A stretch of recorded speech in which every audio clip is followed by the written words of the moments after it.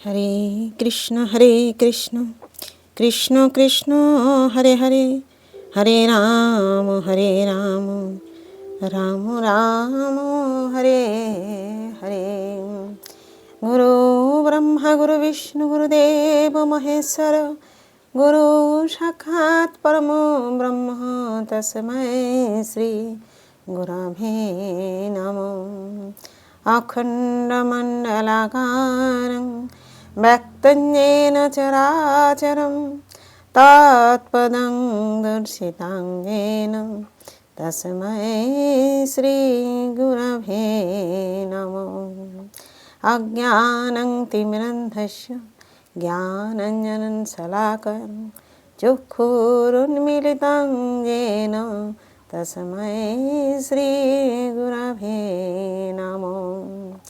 নমো ব্রহ্মণ্যদেবায় গো ব্রহ্মণহিতায় চ জগদ্ধিতায় শ্রীকৃষ্ণায় গোবিন্দায় নমো নমো। নমো কৃষ্ণায় বাসুদেবায় হরে পরমাত্মনে অশেষক্লেশনাশায় গোবিন্দায় নমো নমো। জয় গুরুদেব, জয় রাধে জয় রাধে জয় রাধে।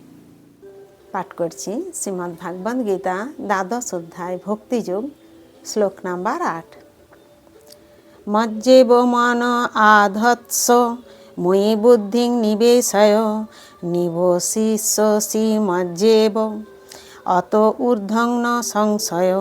মই মানে আমাতে, এব মানে অবশ্যই, মন মানে মন, আধৎস মানে স্থির করো, মই মানে আমাতে, বুদ্ধি মানে বুদ্ধি, নিবেশয় অর্পণ করো, নিবশিষ্যসি বাস করবে, মই মানে আমার নিকটে, এব মানে অবশ্যই, অত ঊর্ধ্বম মানে তার ফলে, ন মানে নেই, সংশয় মানে সন্দেহ নেই।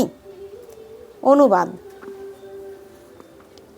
অতএব আমাতেই তুমি তোমার মন সমাহিত করো এবং আমাতেই সমস্ত বুদ্ধি অর্পণ করো, তার ফলে তুমি সর্বদাই আমার নিকটে বাস করবে, সেই সম্বন্ধে কোনো সন্দেহ নেই।